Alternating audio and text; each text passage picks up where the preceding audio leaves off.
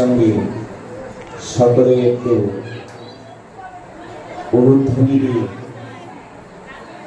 ঠাকুরকে আহ্বান করবেন।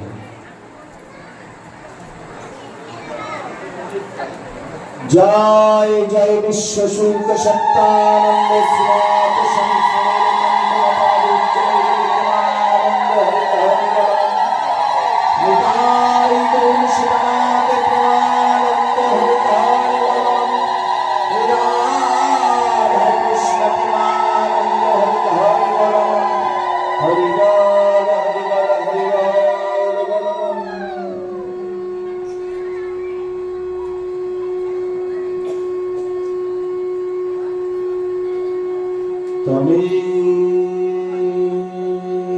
মাতা চ পিতা তমেব বন্ধুশ্চ সখা তমেব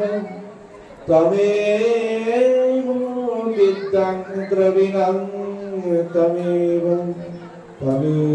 সর্বমম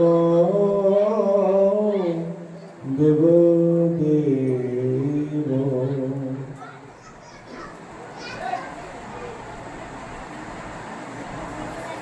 সর্বপ্রথমে আমি আমার পরমারাধ্য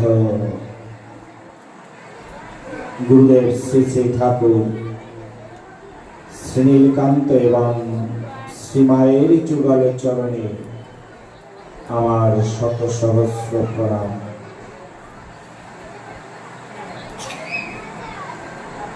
মন্দিরে বিরাজমান অনাদিরাদি গোবিন্দ সর্ব কারণের কারণম সচ্চিদানন্দ বিগ্রহ সেই রাধা কৃষ্ণের চরণ যুগলেও আমার শত সহস্র প্রণাম।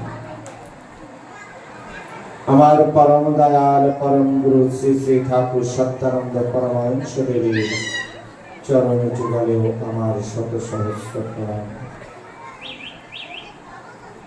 সুন্দর ভুবন শব্দ স্পর্শ রূপ রস গন্ধময় জগৎকে আস্বাদন করছি আমার যে মাতা পিতা, সেই মাতা পিতার শ্রীচরণ কমলে আমার শত সহস্র প্রণাম। এই বিশ্ব ব্রহ্মাণ্ডে যে সকল মহামানব মনি ঋষিগণ যারা সারা জীবনে ভোগ বিলাসকে জ্ঞান অগ্নিতে জ্বালানো জ্বলি দিয়ে একমাত্র বিশ্ব কল্যাণার্থে সদা সর্বদা ঈশ্বরের কাছে প্রার্থনায় মগ্ন, সেই সকল মহামানব মনি ঋষিদের চরণ যুগলে আমার শত সহস্র প্রণাম। আজ এই মহতীয় সভায় উপস্থিত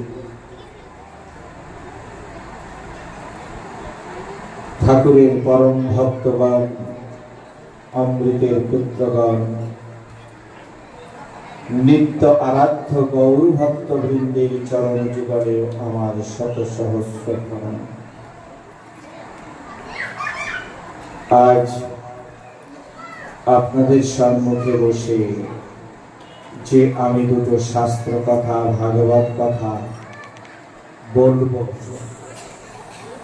আর আপনাদের মধ্যে আপনাদের মন রূপী ময়ূরকে নাচিয়ে তুলব,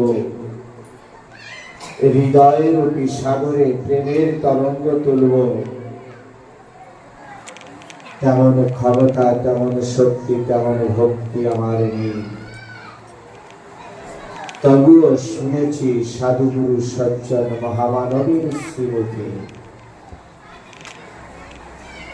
গুরুর কৃপা হলে, বৈষ্ণবের করুণা হলে পঙ্গুগিরি লঙ্ঘন করে অন্ধ লোকেও আখি মেলে চেয়ে দেখে। মন্দিরে বিরাজমান আমার পরম দয়াল গুরুদেব, আসরে বিরাজমান পরম বৈষ্ণবগণ, সকলেরই কৃপাবাণী দৃষ্টি করি আমি আমার ক্ষুদ্র বক্তব্যে প্রবেশ করতে চাই। আমার এই ক্ষুদ্র বক্তব্যের মধ্যে যা কিছু ভুল ত্রুটি সকলেই নিজ গুণে ক্ষমা করবেন। আজ এই মহতীয় সভায় আমরা এসেছি সকলেই ঠাকুরকে আহ্বান করতে, ঠাকুরকে ডাকতে, ঠাকুরের নাম করতে। অনেক সময় আমরা মনে মনে চিন্তা করি, হায় রে, এত সময় বসে এত সুন্দর সুর সঙ্গীত হলো, ঠাকুর বোধহয় ওহেন মধুর সুর তিনি শ্রবণ করেছেন। ঠাকুর আমার কণ্ঠে এমন কোন সুর দেননি যে সেই সুর দিয়ে ভগবানকে আমি ডাকব, এমন মনে হবে, কিন্তু তা নয়। ঠাকুরকে ডাকার জন্য যতটুকু সুরের প্রয়োজন, যতটুকু শব্দের প্রয়োজন, আমাদের প্রতি প্রত্যেককে ঠাকুর দিয়ে দিয়েছেন। আমরা সকলেই বিড়াল চিনি, বিড়াল, তাই না? বিড়াল ছানা দেখবেন, একটা বিড়ালের যদি 3টি বা 4টি বাচ্চা হয়, বিড়াল ছানার কিন্তু ওই 4টি বাচ্চার একই রকমের সুর থাকে। আমরা বুঝতে পারবো না যে বিড়ালের বাচ্চাগুলি কে কোন ভাষায় ডাকছে, কি কথা বলছে, আমরা বুঝবো না। একই সুরে বিড়ালের বাচ্চা ডাকে 4টে, কিন্তু মা বুঝে নেয় যে কোন বাচ্চাটি আমাকে কি বলছে, কি চাইছে। একই সুরে 4টি বাচ্চা মিউ মিউ করে ডাকে, কিন্তু মা বুঝে নেয় যে আমাকে কি বলছে, কোন বাচ্চাটি কোন ভাষা প্রয়োগ করছে, বা আমার কাছে কোন বাচ্চাটি কি চাইছে। আমরা প্রত্যেকে পরম দয়ালে ওই ছোট্ট ছোট্ট শিশু সবাই, আমাদের যার যেমন সুর আছে, যার যেমন ডাকার ক্ষমতা আছে, যার যে ভাষা আছে, আমার পরম দয়াল ঠাকুর বলতেন, ঠাকুর শ্রীকান্ত বাবা, আমি চাই না নাস্তিক দার্শনিক, চাই না কুটিল বৈজ্ঞানিক, আমি চাই শুধু সরল সহজ শিশুর মতন আবেগ মাখা কণ্ঠস্বর। আমরা এখানে সবাই এসেছি ঠাকুরকে ডাকবো, ঠাকুরের নাম করব, ভজন করব। যার যেমন সুর আছে ঠাকুরকে ডাকতে পারেন, বাধা নেই। ঠাকুরকে কে কেমন দেখেছি, আমি ঠাকুরকে কেমন অনুভব করেছি, এটা সবাই ব্যক্ত করতে পারে। যদি এই আলোচনা, ধর্ম আলোচনার পরে যদি কেউ সঙ্গীত করার ইচ্ছা হয় বা ঠাকুরের প্রসঙ্গে কিছু বলতে ইচ্ছা হয়, তো সময় বুঝে আমাদের ওখানে বলে দিলে হয়তো পরবর্তীতে একজনের পরে একজন, একজনের পরে একজন আমরা সঙ্গীত করতে পারবো বা শ্রবণ করতে পারবো, আলোচনা করতে পারবো বা আলোচনা শ্রবণ করতে পারবো। ওই যে আমার একজন বাবাজি বসে আছে, গোবিন্দ মন্ডল নাম করে, ওই বাবাজির কাছে বলে দিলেও হবে যে আমি একটা সঙ্গীত করতে চাই, বললে হবে, বা আমি ঠাকুরের প্রসঙ্গে কিছু বলতে চাই, বলে দিলে হবে। যাই হোক,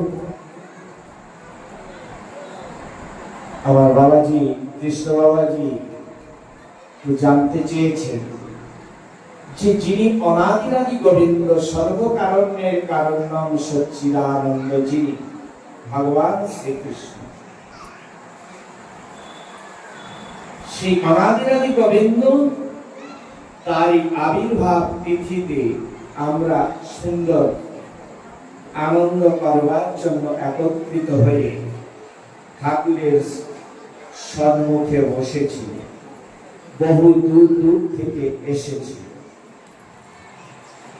যিনি অনাদির আদি, যার কাছে সৃষ্টি স্থিতি প্রলয় সমস্ত কিছুর অধিকার যার চরণে, তিনি কোথায় আবির্ভূত হয়েছিলেন, অর্থাৎ কোথায় জন্ম নিয়েছিলেন, আর কেন জন্ম নিয়েছিলেন, সেই জায়গাটা কি সুরক্ষিত ছিল,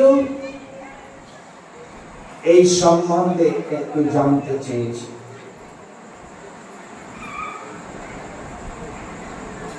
ভগবান শ্রীকৃষ্ণ তিনি গীতায় তিনি বলেছেন, यदा यदा हि धर्मस्य ग्लानिर्भवति भारत अद्भुत्थानम् अधर्मस्य तदात्मनं सृजाम्यहम् परित्राणाय साधूनां विनाशाय च दुष्कृतं धर्म संस्थापना अर्थाय संभावामि जुगे जुगे। ভগবান বলেছেন, যেমন ভগবান শ্রীকৃষ্ণ তিনি যখন লীলা সাঙ্গ করে চলে যাবেন, প্রাণপ্রিয় ভগবানের প্রাণপ্রিয় উদ্ধব বুঝতে পেরেছিলেন যে ভগবান তিনি লীলা সাঙ্গ করে চলে যাবেন। তিনি বুঝতে পেরে ভগবানকে বলেছিলেন, হে কেশব, হে প্রভু, তোমাকে দেখে, তোমার চাঞ্চলতা দেখে মনে হয় যেন প্রভু তুমি কোথাও যাবে। ভগবান তিনি বললেন, হ্যাঁ উদ্ধব, আমি জগতে যে কার্যের বিনিময়ে এসেছিলাম, যে কার্য সাধনের জন্য আমি এসেছিলাম, আমার সেই কার্য সমাপন হয়ে গেছে। আমি এখন আবার আমি নিত্য লোকে চলে যাব। যখন ভগবান শ্রীকৃষ্ণ এই কথা বলেছিলেন, তখন প্রাণ প্রিয় উদ্ধব বলেছিলেন, হে কেশব, তোমার এত সুন্দর সৃষ্টিময় জগতে অনন্ত কোটি জীব তুমি সৃষ্টি করেছ প্রভু। এই অনন্ত কোটি জীবের যখন যখন কোনো বিপদ, সংকট, কোনো দুঃখ, বেদনা, কষ্ট আসে, হে প্রভু, তখন তো তোমাকে স্মরণ করে, তখন তোমার কাছে এলে তারা সমস্ত দুঃখ, কষ্ট, বেদনা থেকে মুক্তি পায়। হে কেশব, তুমি যদি চলে যাও, তাহলে জগতে জীব, এই জগতের সমস্ত প্রাণী, তারা দুঃখ, কষ্ট, বেদনার সময় কোথায় যাবে, কোথায় গিয়ে তারা প্রাণ জুড়াবে? ভগবান শ্রীকৃষ্ণ বললেন, হে উদ্ধব, আমি এত সুন্দর করে যখন জগৎকে সৃষ্টি করেছি, আমার সৃষ্টি বস্তুকে রক্ষা করবার জন্য আমার চিন্তা আছে, আমার ভাবনা আছে। যখন যখন ধর্মের গ্লানি আসবে, যখন যখন আমার সৃষ্টি সুন্দর সুন্দর বস্তুকে দুষ্টরা ধ্বংস করতে যাবে, তখন আমি ধ্বংস হতে দেব না। আমি আমার সৃষ্টি বস্তুকে রক্ষা করবার জন্য, আমার সৃষ্টি সমস্ত জীবকে রক্ষা করবার জন্য আমি যুগে যুগে যুগে যুগে নিজেকে নিজে সৃজন করে আমি অবতীর্ণ হব। আমার ভক্তদের আমি পরিত্রাণ করব, দুষ্টের দমন করব, ভক্তের পরিত্রাণ করব। চিন্তা করো না প্রাণ প্রিয় উদ্ধব,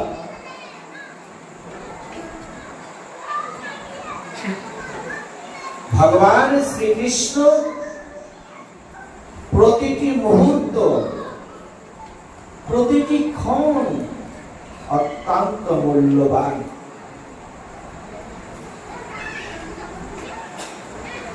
ভগবান শ্রীকৃষ্ণ তিনি আজ এই শুভ দিনে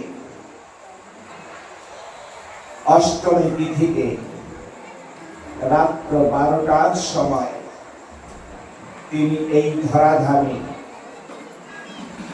অবতীর্ণ হয়েছিলেন।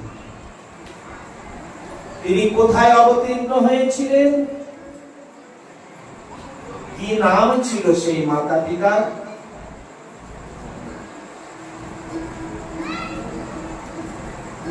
মাতা পিতার নাম ছিল দেবকী বসুদেব এবং আবির্ভূত হয়েছিলেন কোথায়? কংসের কারাগারে, অর্থাৎ জেলখানায়। মাতা পিতা কারাগারে বন্দী অবস্থায় ছিল। সেই মাতা পিতা বন্দী অবস্থায় কারাগারে ভগবান শ্রীকৃষ্ণ আবির্ভূত হয়েছিলেন। তাই আমার বাবাজি জানতে চেয়েছেন, যিনি অনাদিরাদি গোবিন্দ, সর্বকারণের কারণ নাম, যার ইচ্ছায় জগতে সকল কিছু হয়, যার ইচ্ছা ব্যতিরিক্ত একটা গাছের পাতা ঝরে না, একটা গাছের পাতা পড়ে না। এটা আমরা প্রতিপত্তিতে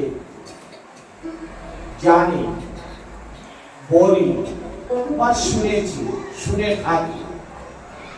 যার ইচ্ছা ব্যতিরিক্ত একটা গাছের পাতা ঝরে না, একটা গাছের পাতা পড়ে না, তিনি হচ্ছেন অনাদি আদি গোবিন্দ ভগবান শ্রীকৃষ্ণ। তাহলে তিনি কেন কারাগারে আবির্ভূত হলেন, জন্ম নিলেন? আমরা ক্ষুদ্র থেকে ক্ষুদ্র প্রাণী, আমরা কি চাইবো যে আমি জেলখানায় জন্ম নেই? আমরা ক্ষুদ্র থেকে ক্ষুদ্র প্রাণী, তবুও চাইবো না যে জেলখানায় আমার জন্ম হোক। জেলখানাটা আমাদের কাছে এত নগণ্য, আর সেই নগণ্য জায়গায় ভগবান কেন আবির্ভূত হলেন?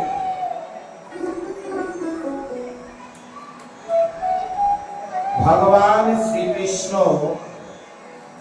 যখন কারাগারে আবির্ভূত হয়েছিলেন রাত্র 12টার সময়,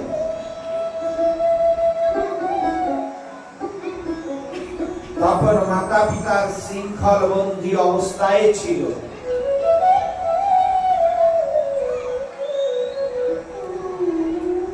যখন ভগবান আবির্ভূত হয়েছিল, মাতা পিতার উভয়ের হাতে পায়ে বেড়ি ছিল।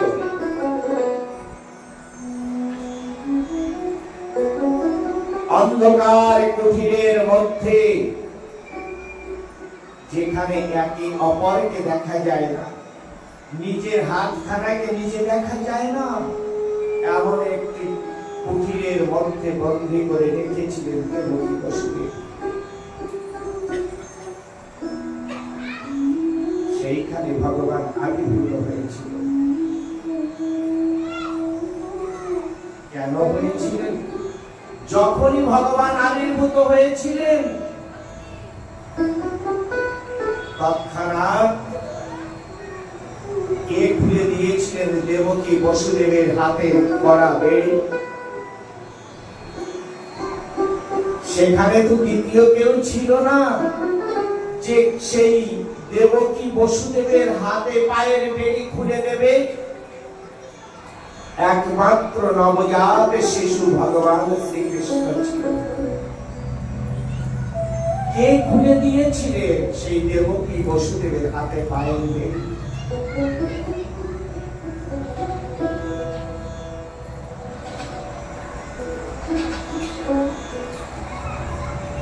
যখন ভগবান আবির্ভূত হয়েছিলেন,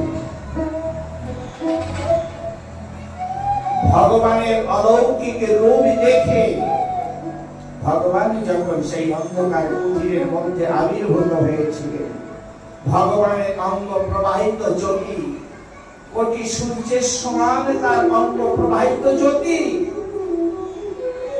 তার অঙ্গ প্রবাহিত জ্যোতিতে সম্পূর্ণ কুটিরটা আলোকময় হয়ে গেছে, দিব্যগন্ধে পদ্মগন্ধে ভরে গিয়েছে। যখন মাতা পিতা ভগবান যখন আবির্ভূত হয়েছিলেন, তখন মাতা পিতা অচেতন অবস্থায় ছিলেন। যখন আবির্ভূত হলেন, সেই জ্যোতিতে ভরে গেলেন, ভরে গিয়েছে এবং অঙ্গ প্রবাহিত সুগন্ধে পরিপূর্ণ হয়ে গেছে। তখন মাতা পিতার চেতন ফিরেছে। যখন নয়ন মেলে দু নয়ন ভরে সেই নবজাত শিশু ভগবান শ্রীকৃষ্ণের রূপ দর্শন করলেন, দেবকী বসুদেব উভয়ে মিলে হা কৃষ্ণ বলে যখন সেই নবজাত শিশুকে ধরতে গিয়েছিলেন, দুহাত বাড়িয়ে দিয়েছিলেন, তখন কিন্তু হাতে পায়ে বেড়ি ছিল। কৃষ্ণ কৃষ্ণ বলে যখন হাত বাড়িয়ে দিয়েছিলেন, কৃষ্ণের প্রতি যখন আকর্ষিত হয়েছিল, তখন অটোমেটিক হাতে পায়ের বেড়ি খুলে পড়ে গিয়েছিল। ভগবান জগতে আবির্ভূত হওয়ার সঙ্গে সঙ্গে আমাদের প্রত্যেকটা জীবকে শিক্ষা দিলেন, এই জীবগণ, আমার মাতা পিতা এত বড় শৃঙ্খল বন্দী অবস্থায় কারাগারে ছিল, একবার কৃষ্ণ বলতে না বলতে তাদের মুক্তি হয়ে গেল। এই ত্রিভুবনে যদি কোন জীব যত বড় বন্ধনে আবদ্ধ হয়ে থাকবে কেন, যদি একবার দিনন্তে কৃষ্ণ কৃষ্ণ বলে ডাকে, আমি যেখানে থাকি না কেন তার অলক্ষ্যে থেকে সমস্ত বন্ধন থেকে আমি তাকে মুক্ত করে আমার কাছে নিয়ে আসি। ভগবান আবির্ভূত হওয়ার সঙ্গে সঙ্গে সমস্ত জীবকে শিক্ষা দিলেন।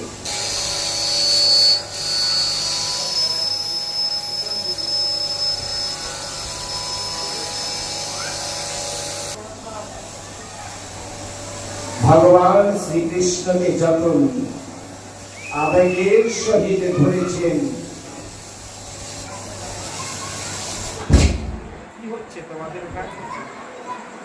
আপনাদের মতন ভক্তদের আশীর্বাদ, বৈষ্ণবের কৃপায় করুণায় হয়তো দু চার কথা বলবার মতন ক্ষমতা শক্তি ভিতর থেকে অর্জন হয়।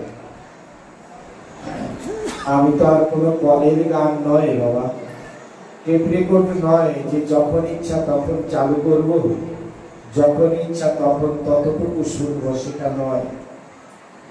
ঠাকুরের কথা বলতে বলতে এমন একটা ঠাকুরের কৃপা করুণা হয়, বৈষ্ণবের ভক্তের কৃপা করুণা হয়, যে তাদেরই দেওয়া দানটা ভিতর থেকে অটোমেটিক বহির্গত হতে থাকে।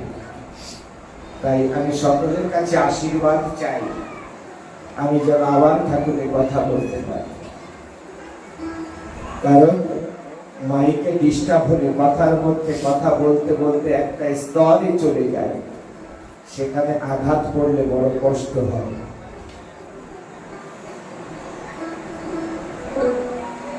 ভগবান শ্রীকৃষ্ণ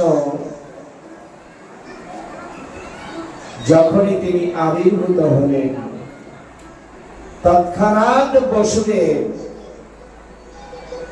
ভগবান শ্রীকৃষ্ণকে সুরক্ষিত রাখার জন্য, কারণ কংসের হাত থেকে বাঁচার জন্য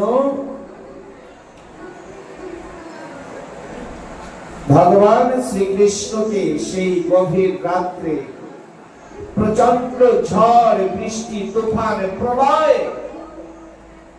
তার মধ্যে দিয়ে যমুনার অগাধ জল পার করে গোকুলে যেতে হয়েছে।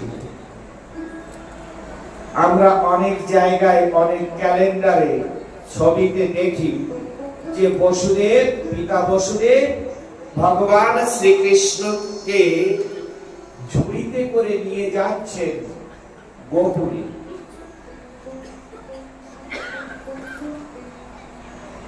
প্রচন্ড ঝড় বৃষ্টি তুফান প্রলয়, তার মধ্যে দিয়ে ভগবান শ্রীকৃষ্ণকে নিয়ে যাচ্ছেন। কোথায় নিয়ে যাচ্ছে? গোকুলে। গোকুলে ওখানে গিয়ে নন্দালয়ে ভগবান শ্রীকৃষ্ণকে রেখে আবার নন্দালয়ে যে কন্যা জন্ম হয়েছে, যোগ মায়ার জন্ম হয়েছে, তাকে নিয়ে আসবেন। অর্থাৎ কংসকে বুঝতে দেবেন না যে ভগবান শ্রীকৃষ্ণ কারাগারে আবির্ভূত হয়েছে। কংস যদি জানতে পারে তাহলে ভগবান শ্রীকৃষ্ণকে মেরে ফেলবে। কারণ কি? কংসের নিজের বোন ছিল দেবকী। দেবকীকে যখন বসুদেবের সঙ্গে বিবাহ দিয়েছিলেন, খুব আনন্দ উৎসব করে বিবাহ দিয়েছিলেন। আর সেই বোনকে যখন বিবাহের পরে ছাড়তে যাবে, তখন কংস নিজেই বললেন, আমার খুব আদরের বোন, স্নেহের বোন, বোন আমি নিজেই তোকে রথ চালিয়ে নিয়ে যাব তোর বাড়িতে ছাড়তে। আমি কোনো দাস দাসী বা কোনো সারথীকে পাঠাবো না। কারণ বোনকে খুব আদর করত। যখন মাঝ রাস্তায় গিয়েছে, তখন এক দৈব বাণী হচ্ছে কি, কংস তোর ওরে দুরাচারী কংস, তোকে বধ করবার জন্য তোর যে স্নেহের আদরের বোন, সেই গর্ভে, অষ্টম গর্ভে যে সন্তান হবে, সেই সন্তানই তোকে ধ্বংস করবে। যখন আকাশবাণী হয়েছে, তখনই দেবকী বসুদেবকে কারাগারে বন্দী করেছে। যে অষ্টম গর্ভের সন্তান কবে হবে, সেই দিনই অষ্টম গর্ভের সন্তানকে আমি মৃত্যুদণ্ড দেব। একে একে সপ্তম সন্তান অবধি মৃত্যুদণ্ড দিয়েছে। কেন? দৈববাণী হয়েছিল অষ্টম গর্ভের সন্তান কংসকে বধ করবে। কিন্তু কংস সেই অপেক্ষায় ছিল না। কংস ভাবছেন যে অষ্টম গর্ভের সন্তানের যদি এত শক্তি হয়, এবং সপ্তম সন্তানকে যদি আমি জীবিত রেখে দেই, তাহলে অষ্টম গর্ভের সন্তানের সঙ্গে যদি এই সপ্তম সন্তান মিলে যায়, তাহলে তো আরো প্রচুর শক্তির অধিকারী হয়ে যাবে। অতএব একটাকেও বাঁচিয়ে রাখা যাবে না। একে একে দেবকী বসুদেবের 7টি সন্তানকে বধ করে দিল। অবশেষে অষ্টম গর্ভের সন্তান ছিল ভগবান শ্রীকৃষ্ণ।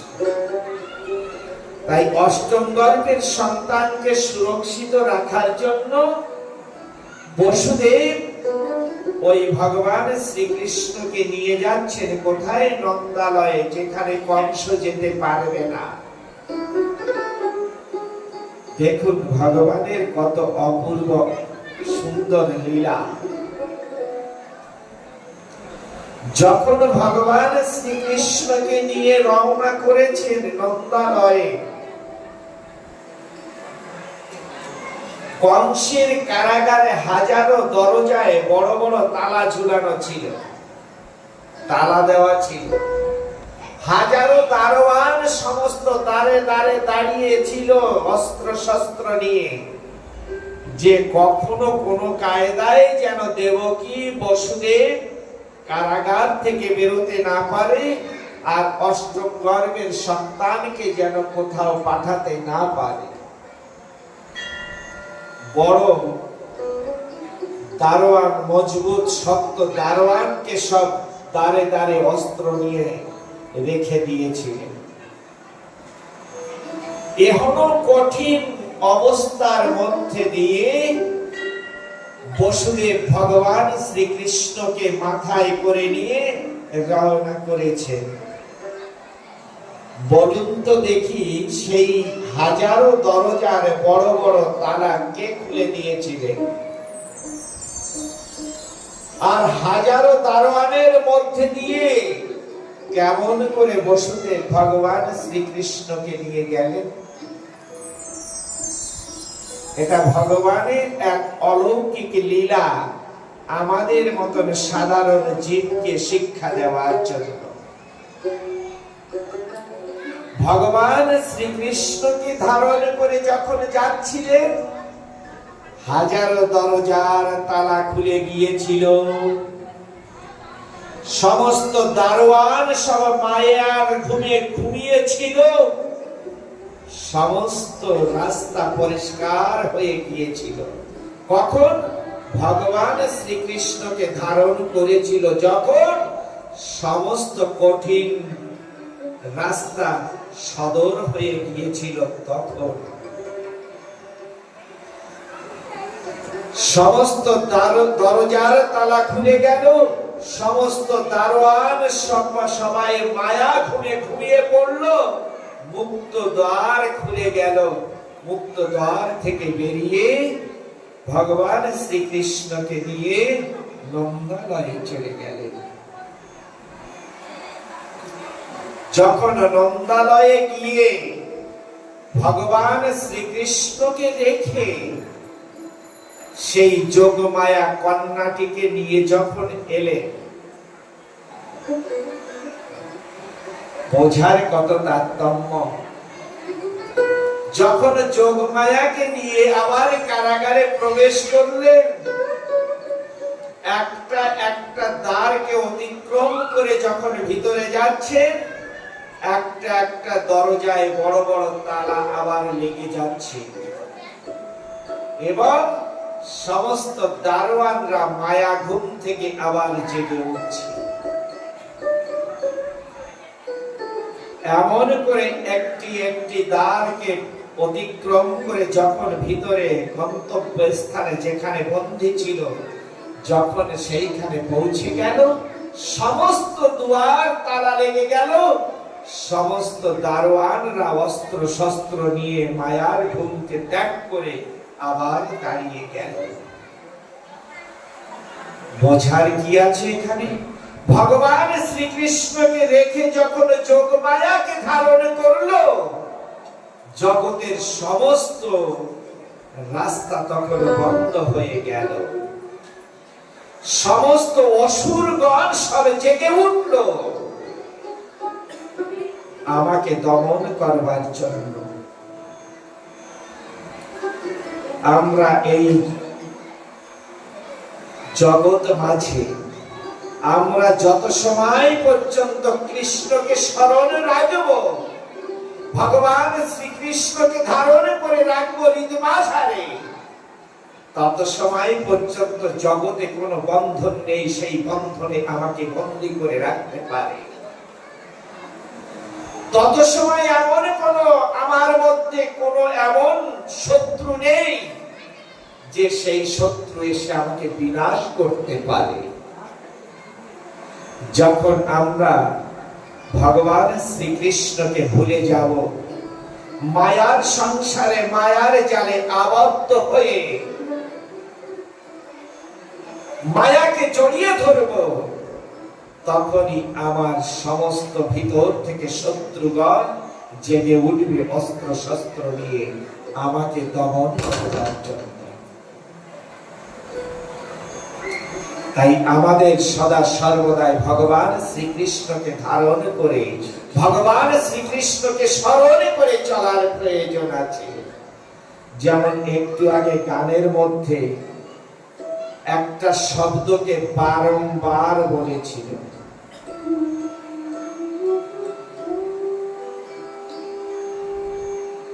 সেই শব্দটা কি? মহাপুরুষদের যে গান, আমার প্রভু পরম দয়াল ঠাকুর আমার পরম দয়াল গুরুদেব ঠাকুর শ্রী নীলকান্ত তিনি যে গান রচনা করেছেন, মহারাষ্ট্র আশ্রমে একবার রসিক সরকার গান করতে এসেছিলেন।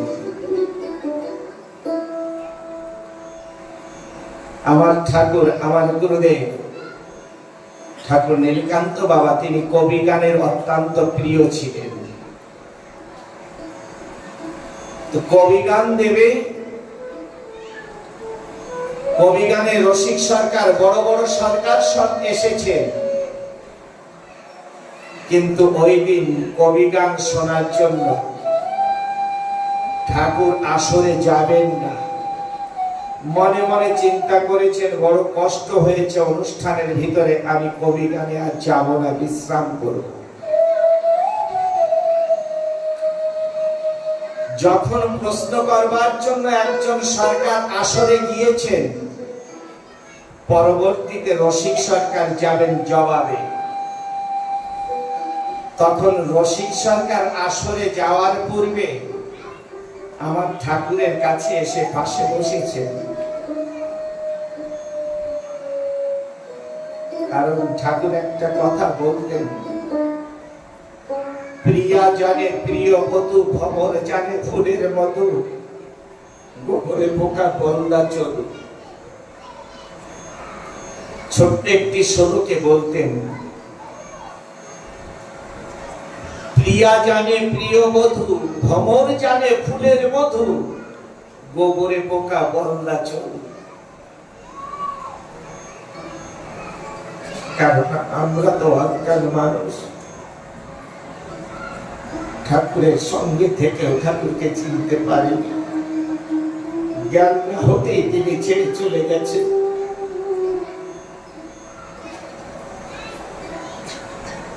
হয়তো আপনারা অনেকেই দেখেছেন, আমি 10 বছর বয়স থেকে ঠাকুর কৃপা করে করুণা করে তার শ্রীচরণে আশ্রয় দিয়েছেন বটে,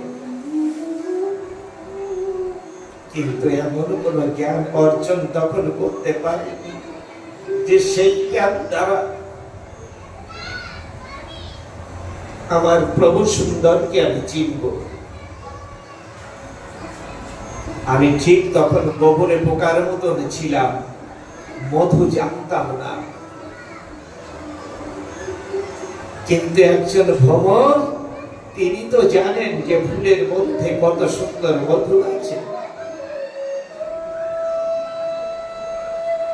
রসিক বাবু যখন আসরে যাবেন, যাওয়ার পূর্বে আমার ঠাকুরের কাছে এসেছেন, ঠাকুরের চরণে প্রণাম জানিয়ে আশীর্বাদে নিয়ে আসরে যাবেন। কারণ তিনি জানেন যে একজন মহাপুরুষের আশীর্বাদে জীবনে কোথায় পৌঁছে যেতে পারে। যখন এসে প্রণাম করেছেন, ঠাকুরের স্পর্শ পাওয়া মাত্রে রসিক বাবুর শরীরে শিহরণ জেগেছে, এক নবভাবের উদয় হয়েছে।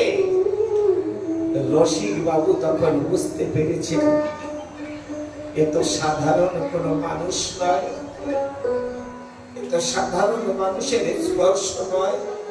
যার স্পর্শ মাত্রে শরীরে ভাবের উদয় হয়, শিহরণ জাগে, সে মানুষ তো কোনো সাধারণ মানুষ নয়। ঠাকুরকে করজোড়ে বললেন, ঠাকুর শুনেছি আপনি নাকি অনেক সঙ্গীত রচনা করেছেন বাবা। বলছে হ্যাঁ সরকার মশাই করেছি। আমার কি সৌভাগ্য হবে আপনার সেই গ্রন্থখানা একটু দর্শন করা? দুখানা সঙ্গীতের বই এনে রসিক বাবুর হাতে দিলেন। রসিক বাবু ঠাকুরের পাশে বসে ওই বইখানা পড়ছেন, আর অঝরে দুই চোখের জল ঝরে পড়ছে। কত সময় চোখের জল ফেলে দিয়ে বাবাকে বলছেন, বাবা এ তো শুধু গান নয়, এ তো শুধু গান নয়, জ্ঞান। যে জ্ঞান দ্বারা পরপারের পথকে জানা যায়, সেই জ্ঞান। ওই দুখানা বক্ষে জড়িয়ে ধরে বারংবার নাম জানালেন। কিন্তু আসরে যাওয়ার সময় হয়ে গেছে। বাবাকে বলছেন, গোসাই আপনি চলেন আসরে, গান শুনবেন না? বলছে না বাবা, আমি আর যাব না। রসিক বাবু ঠাকুরের দুই চরণ ধরে বললেন, বাবা আজকে যদি আপনার মতন মানুষকে আমি গান শোনাতে না পারি, তাই এই আসরে গান আমি গাবো না। এই আসরে গান আমি গাবো না।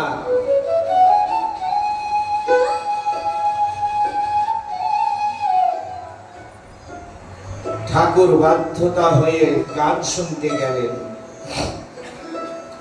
একটু আগে যে গানটি করেছে, সেই গানের মধ্যে একটা বলকে বারবার রিপিট করেছে, হরি নামে হরি নামে। রিপিট করেছে না? হরি নামে হরি নামে। কথাটা বোঝা যাচ্ছে তো? হরি নামে হরি নামে, অর্থাৎ হরি নাম করলেই সেই নামে হরি নামে, হরি নাম করলে সেই নামে হরি নামে, হরি নামে হরি নামে।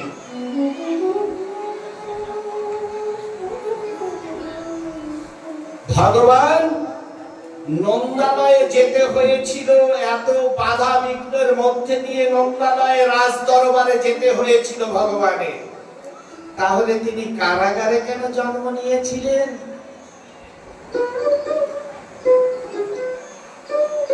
অবশ্যই নিশ্চয়ই কোনো কারণ আছে, এবং সেই কারণটা অত্যন্ত গুরুত্বপূর্ণ কারণ। আমি একটু সাধারণ জগতে একটা উদাহরণ দেওয়ার জন্য সাধারণ জগতে নেমে আসছি।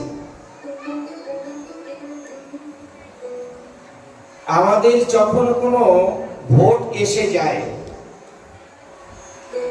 তখন আমরা দেখতে পাই সমাজসেবী যারা রাজনেতা, ভালো একজন সমাজসেবী রাজনেতা যখন আমাদের কাছে আসে, বড় বড় শহরে যখন আসে, তখন সেই রাজনেতা সমাজসেবীর জন্য বহু আগের থেকে অনেক রকম সাজসজ্জা তৈরি করতে হয়, সাজাবাট পয় পরিষ্কার অনেক কিছু করতে হয়,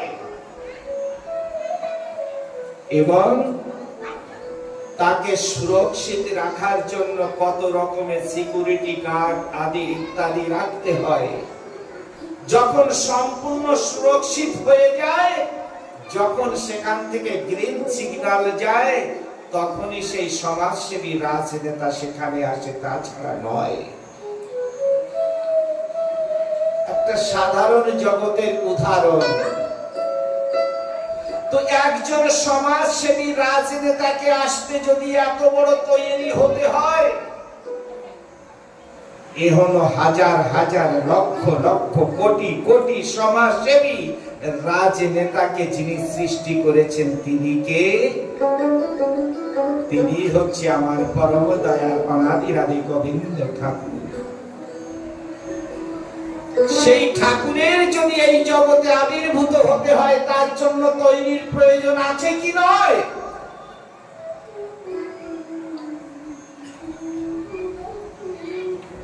ভগবান কারাগারে কেন আবির্ভূত হয়েছিলেন? কারণ ভগবান তৎকালীন সময় কংসের মতন দুরাচারীকে ধ্বংস করবার জন্য তার আবির্ভূত হতে হবে। তাই ভগবান আবির্ভূত হওয়ার জন্য এই ত্রিভুবনে অন্য কোন জায়গা প্রস্তুতি অবস্থায় ছিল না। একমাত্র মাতা দেবকী, পিতা বসুদেব, ভগবান শ্রীকৃষ্ণকে পুত্র রূপে ধারণ করবার ক্ষমতা বা শক্তি অর্জন করেছিল। দেবকী বসুদেব কারাগারে কেন? ওর থেকেও যদি কোনো নিম্ন স্থানে বন্দী অবস্থায়ও থাকতো, ভগবান শ্রীকৃষ্ণ সেখানে গিয়ে আবির্ভূত হতে বাধ্য হতো।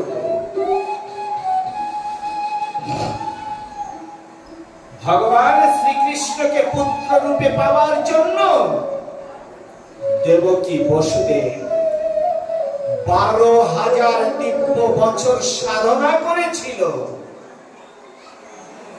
কত হাজার বছর? 12,000 দিব্য বছর ভগবান শ্রীকৃষ্ণকে পুত্র রূপে পাবার জন্য সাধনা করেছিল।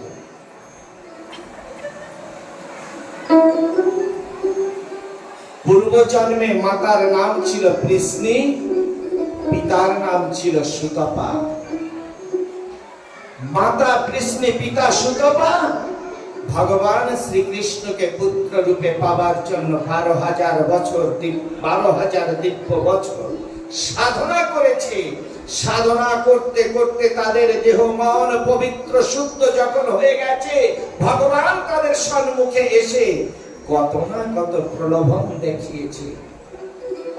ওগো মাতা পিতা, তোমাদের সাধনায় বড় প্রসন্ন হয়েছি, বড় সন্তুষ্ট হয়েছি। তুমি চাও, তোমরা চাও এই ত্রিভুবনে কি বস্তু চাও, আমি তাই তোমাদের দেব। বারংবার লালস দেখিয়েছেন ভগবান শ্রীকৃষ্ণ মাতা পিতাকে, কিন্তু মাতা পিতা সকল সুখ আনন্দ সকল কিছুকে উচ্ছেদ করে দিয়ে করজোড়ে ভগবানকে বলেছেন, হে প্রভু, আমরা কোন জাগতিক জগতের সুখ শান্তির বিনিময়ে কঠোর তপস্যায় বসিনি। হে ঠাকুর, একমাত্র তপস্যায় বসেছি ঠাকুর তোমাকে পেতে। একমাত্র কঠোর তপস্যায় বসেছি প্রভু তোমাকে পেতে। হে ঠাকুর, তুমি কথা দাও, যেদিন তুমি আমাদের সন্তানের রূপে আমাদের কাছে আসতে পারবে, সেই দিন আমি তপস্যা ভাঙব, না ছাড়া নয়।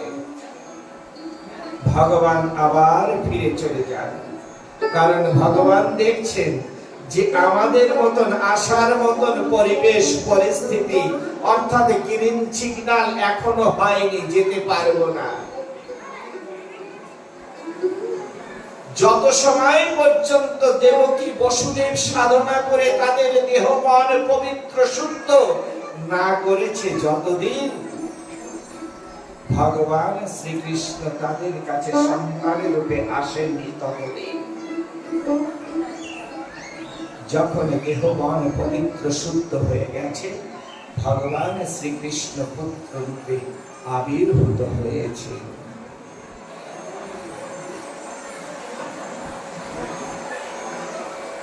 আমাদের সংসার জীবনে আমরা প্রত্যেকে, আমরা প্রতিটি জীব, শুধু মানুষ নয়, প্রতিটি জীব কিন্তু আমরা চাই সুখী হব, আমরা চাই শান্তিতে থাকব।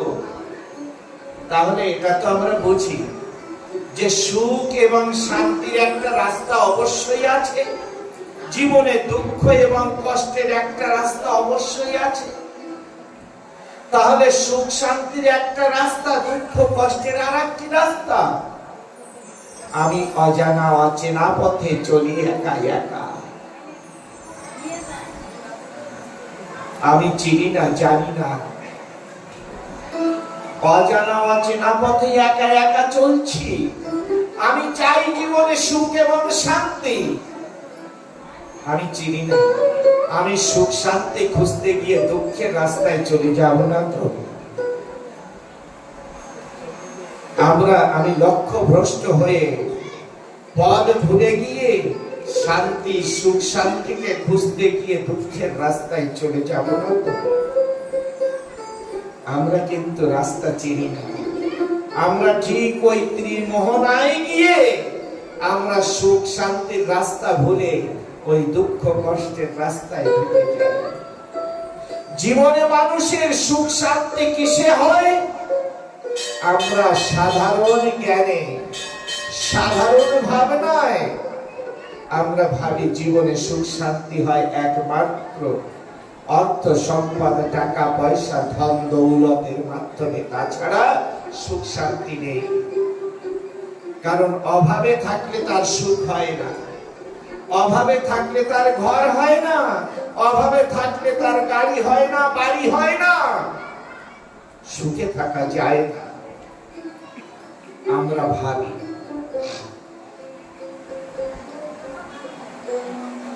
কিন্তু মনে করুন, আমাদের কোনো একজনের বাবা অত্যন্ত ধন সম্পত্তির মালিক। ধন সম্পত্তির মালিক যখন হয় তখন কি করে? ভালো বাড়ি করে, ভালো গাড়ি করে। ভালো বাড়ি যখন করে তখন ভালো এক ডাইনিং টেবিলের প্রয়োজন হয়, মনে মনে আশায় থাকে। ভালো কিচেন রুম তৈরি হয়, ভালো বেডরুম তৈরি হয়, ভালো পালঙ্ক তৈরি হয়। যখন সব কিছু ভালো হয়ে যায় তখন ডাইনিং টেবিলে খেতে বসে মনে মনে চিন্তা করে, আর স্টিলের থাল, কাঁসার থাল ভালো লাগছে না, আমার সোনা চাঁদির থালা তৈরি করতে হবে। সুখের কিন্তু সুখ আর শান্তির শেষ নেই। আমার বাবার অগাধ সম্পত্তি, সেই সম্পত্তি দিয়ে সব কিছু তৈরি করেছে। বড় ডাইনিং টেবিলে সুন্দর থালা গ্লাস তৈরি করেছে, সুন্দর গদ্দা শোয়ার জন্য তৈরি করেছে। কিন্তু আমি আমার পিতার এমন একজন কুপুত্র, আমি আমার পিতার একজন এমন কুপুত্র, সুপুত্র নয়। একই ঘরে বসবাস করছি, দিনের পর দিন কেটে যাচ্ছে, কিন্তু পিতা পুত্রের সঙ্গে কখনো দেখা হচ্ছে না। পিতা পুত্রের সঙ্গে কখনো দেখা হচ্ছে না। কয়েকটা দিন কেটে গেল, পিতা মনে মনে চিন্তা করে, তাই তো ছেলেটি কয়েকটা দিন হয়ে গেল, দেখা হচ্ছে না। স্ত্রীকে জিজ্ঞাসা করছে, ওগো ছেলেটা কখন আসে গো, তুমি জানো? মা বলছে, না তো, ছেলেটার সঙ্গে আমারও দেখা হয় না। কারণ ছেলেটা, আমি এত বড় কুপুত্র যে কখন কোন গভীর রাতে ঘরে ফিরবো, আকাজ কুকাজ করে, অখাদ্য কুখাদ্য খেয়ে ঘরে ফিরবো, বাবার ঘুম আসছে না। মনে মনে চিন্তা করছে, মাথায় দুশ্চিন্তা ভরা। ছেলেটি কোন গভীর রাত্রে ফিরবে, কোন অখাদ্য কুখাদ্য খেয়ে আসবে, বৌমাকে ধরে পিটাবে, মাকে বকবে, আমাকে কি ঘাড় ধরে বাইর করে দেয় ঘর থেকে? বলুন তো, আমার মতন কুপুত্র যদি কোনো মাতা পিতার জন্ম দেয়, তাহলে সেই মাতা পিতার জীবনে কি কখনো সুখ হয়? মাথায় যদি দুশ্চিন্তা থাকে, তাহলে বাবার ওই মোটা গদ্দায় ঘুম হবে, মায়ের ওই মোটা গদ্দায় শুয়ে ঘুম হবে, সোনার পালঙ্কে শুলে ঘুম হবে। যদি স্বর্ণ থালায় খেতে দেওয়া হয়, ভাত মুখে যাবে? যাবে না। যদি আমি আমার পিতার সুপুত্র হতাম, পিতার অনুগত হতাম, স্বর্ণ থালায় ভাত দিতে হতো না, কলা পাতায় খেতে দিলেও পেট ভরে যেত। মোটা গদ্দায় শুতে দিতে হতো না, কারণ এখানে অনেক বাবারা আছে চাষবাস করে, কঠোর পরিশ্রম করে যখন ঘরে ফিরেন, মাটির বারান্দায় আমি অনেককে দেখেছি, খেটে এসে যখন জমি থেকে বারান্দায় বসে, ওই বারান্দায় শুয়ে পড়ে ওখানে ঘুম হয়ে যায়। মাতা পিতার শান্তি দিতে না স্বর্ণ পালঙ্ক মোটা গদ্দার প্রয়োজন, না স্বর্ণ থালা সুন্দর ডাইনিং টেবিলের প্রয়োজন। তাহলে জীবনে সুখ শান্তি দেবে কি? আমাকে টাকা পয়সা ধন দৌলতে দেবে না। আমাকে শান্তি দেবে আমার জীবনে আমার পরিবারের স্ত্রী পুত্র কন্যা তারা যদি সুমতি হয়, সুমতি হয়, সুজ্ঞান হয়, তবেই আমার সংসারে শান্তি, তাছাড়া নয়। ভগবান শ্রীকৃষ্ণ ছিলেন একজনের পুত্র, কংস ছিলেন একজনের পুত্র। আচ্ছা, জীবনে মাতা পিতাকে শান্তি দিয়েছিল কে? ভগবান শ্রীকৃষ্ণ না কংস? কে দিয়েছিল? মাগো, কংস দিয়েছিল মাতা পিতাকে শান্তি, না? দেয়নি। কংস কি করেছিল? নিজের পিতাকে রাজ সিংহাসন থেকে নামিয়ে নিজের কারাগারে বন্দী করে দিয়ে সেই রাজ সিংহাসনে বসেছিলেন কংস। ভগবান শ্রীকৃষ্ণ এসে কি করলেন? সেই পিতাকে কারাগার থেকে মুক্তি করবার জন্য দুরাচারী কংসকে বধ করে দিয়ে কারাগার থেকে মুক্তি করে পিতাকে সেই রাজ সিংহাসনে বসিয়েছিলেন পিতা উগ্রসেনকে। তাহলে জীবনে সুখ শান্তি দেবে কে? টাকা পয়সা ধন দৌলতে নয়। জীবনে যদি সুখ শান্তি দিতে পারে একমাত্র তার সুপুত্র সুসন্তান। ভগবান শ্রীকৃষ্ণ কি শিক্ষা দিলেন?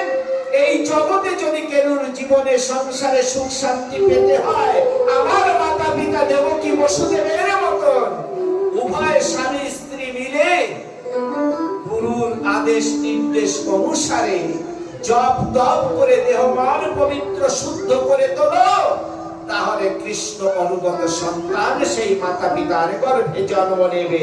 সেই মাতা পিতার জীবনেই আসবে সুখ এবং শান্তি, অনাবিল সুখ শান্তি রাজ্যে বসবাস করবে।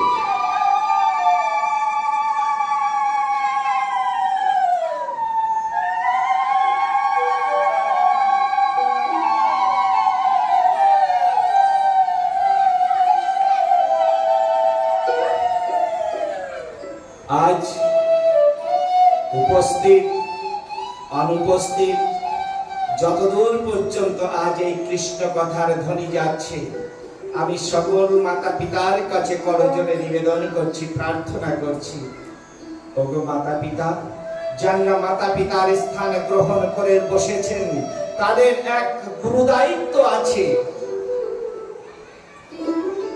যেমন গুরু দায়িত্বটা কি? বিশেষ করে এখানে যারা মায়েরা আছেন এই কথাগুলি অনুভব করতে পারবেন। অনেক সময় দেখা যায় ঘরে বাবারা যখন না থাকে, হয়তো ঘরে কোনো অতিথি এসে গেছে, মায়েরা তখন কি করেন? অতিথি সেবার জন্য প্রস্তুতি হন। হয়তো দেখা গেল ঘরে অনেক সময় অনেক জিনিসের কমই থাকে, অতিথিকে বুঝতে দেয় না, পিছন দরজা থেকে ও পাশের বাড়িতে গিয়ে আস্তে আস্তে মুখে হাত দিয়ে ডাকবে, ও মাসিমা, ও পিসিমা, ও দিদি, কাছে জানো আমাদের ঘরে না অতিথি এসেছে, তোমার ছেলে ঘরে নেই, অতিথি সেবার জন্য একটু কম পড়েছে, ও মাসিমা আমাকে এই বস্তুটা একটু চালিয়ে দাও না। মাসিমা বা পিসিমা তাড়াতাড়ি করে সেই বস্তুটিকে দিয়ে দিল। ঘরে এনে অতিথি সেবা হয়ে গেল। অতিথি সেবার পরে যে মা চেয়ে এনেছিল তার কর্তব্য কি থাকে বলতো? পরবর্তীতে সেই বস্তুটিকে বাজার থেকে এনে আবার ফিরিয়ে দেওয়া। যদি সেই মা পুনরায় সেই বস্তুকে ফিরিয়ে না দেয়, আবার কোন একদিন যদি অতিথি এসে আসে, তখন কি করবে? আবার কম পড়লে গিয়ে চাইবে, ও মাসিমা দাও না। আগের দিন এক ডাকে মাসিমা সাড়া দিয়েছিল, আজকে কিন্তু 3 ডাকে সাড়া দিচ্ছে না। কারণ মাসিমা জানে যে গত কয়েকদিন আগে ওকে দিয়েছিলাম, ফেরত দেয়নি, আজকে আবার কিছু চাইবে, ফেরত দেবে না। অতএব ওর ডাকে সহজে সাড়া দেয় না। কয়েকটা ডাক দেওয়ার পরে সাড়া দিল, এটা বাস্তব হয়ে থাকে আপনাদের মধ্যে, সত্য এটা। সাড়া দিল না, হয়তো কয়েকটা ডাকের পরে সাড়া দিল। ও মা কি হয়েছে? মাসিমা আজকে আবার এই জিনিসটা দাও না। হয়তো আমার যে পরিমাণ আমি চাইবো, মাসিমা বলবে ও বৌমা আজকে না এতটা নেই, অল্প আছে দাও। সম্পূর্ণভাবে দেবে না, মুক্ত হস্তে দেবে না, কারণ আমি তো ফিরিয়ে দেইনি। যখন সেই দিনও এনে আবার ফিরিয়ে দেব না, পরবর্তী তৃতীয় দিন আমি যখন চাইবো আমার ডাকে সাড়া দেবে। যদিও বা অনেক ডাকের পরে বিরক্ত হয়ে সাড়া দেয়, যখনই আমি চাইবো তখন বলবে আর তুমি পাবে না, নেই নেই বলে দেবে। আমার এই সংসার জীবনে অনেক মায়েরা আছে, অনেক বাবারা আছে যারা জীবনে আজও মা হতে পারেনি, যারা জীবনে আজও বাবা হতে পারেনি। কারণ কি?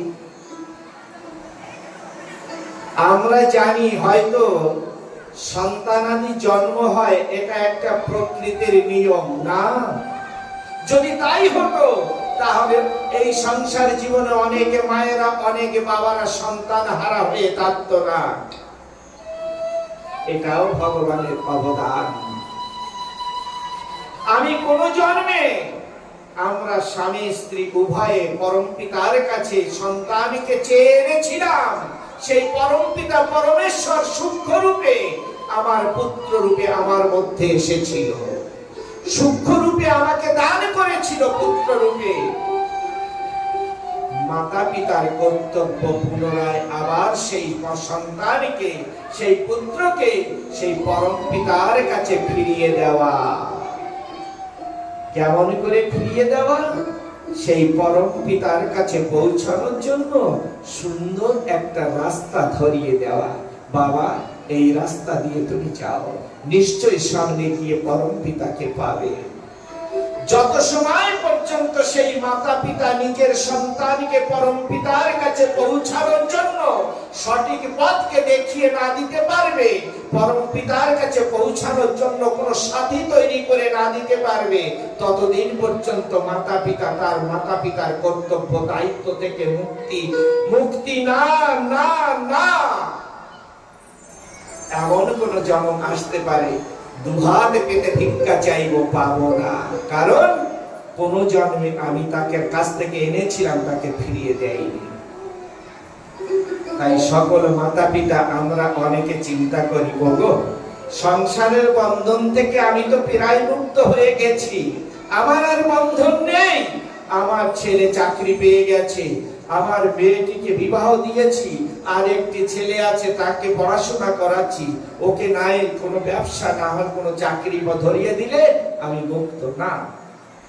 সংসার জীবনের যত যা কিছুই করে দিই না কেন, মাতা পিতার কর্তব্য দায়িত্ব থেকে মুক্তি না। সেই দিন মাতা পিতার কর্তব্য দায়িত্ব থেকে মুক্ত হতে পারবো যেদিন যে পরম পিতার কাছ থেকে আমি পুত্র রূপে চেয়ে এনেছিলাম, পুনরায় আবার তার কাছে যেদিন পৌঁছে দিতে পারবো, মাতা পিতার কর্তব্য দায়িত্ব থেকে মুক্ত হতে সেই দিনই পারবো। তাই আজ উপস্থিত সকল মাতা পিতার কাছে আমার করজোড়ে নিবেদন যে আগামী জন্মে যেন আমাদের ওই দুর্দিন কেরুর না আসে, সেই দুর্দিনের চিন্তা ভাবনা করে আমরা প্রত্যেকের সন্তানকে যেন ইষ্টমুখী করতে পারি, কৃষ্ণের শরণাপন্ন করতে পারি। আমরা প্রত্যেকে সেই দিকে দৃষ্টিপাত করে সংসার জীবনে দিনগুলিকে অতিবাহিত করব। যাই হোক, আমি অনেক সময় কথা বলেছি, এখানে উপস্থিত অনেক ভক্তবৃন্দ আছেন। আমি যে কথা আগে বলেছি যে যারা যার যেমন সুর আছে সেই সুর দিয়ে ভগবানকে ডাকুন। আমার পরম দয়াল করুণাময় তিনি তার সেই সুরেই বুঝে নেবেন যে তিনি আমাকে কি বলতে চেয়েছেন। তাই এখন আমি আমার কথা বিশ্রাম করব। ঠিক রাত্র 12টার সময় আমরা ঠাকুরের 108টি নামের সঙ্গে সঙ্গে অষ্টোত্তর শতনাম, অর্থাৎ সেই নাম চলবে, এক একটি নামের সঙ্গে সঙ্গে আমরা এক একটি করে দীপ প্রজ্বলিত করব। আর তার পূর্বে যারা ভজন করবেন বা ঠাকুরের সম্বন্ধে কিছু বলতে চাইছেন, আমি বলেছিলাম আমার ওই বাবার কাছে